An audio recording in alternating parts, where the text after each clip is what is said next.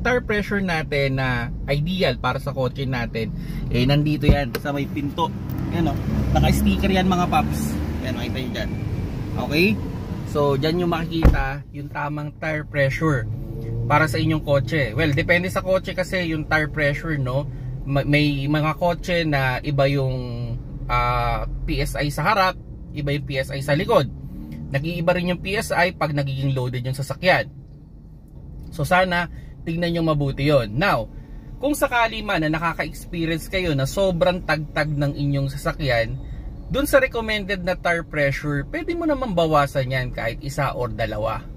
Okay? Now, kung sa tingin mo naman parang anlikot ng sasakyan, parang gumigewang-gewang, pwede mo naman dagdagan yan ng tire pressure kahit mga 1 to 2 PSI. So nasa sa inyo yan kung ano yung mas preferred ninyong hangin talaga ng inyong gulong. Pero syempre, as much as possible, stay on the recommendation. Okay? Pero pwede mo nang pag-aralan or paglaruan yan kung ano yung mas magiging komportable kayo.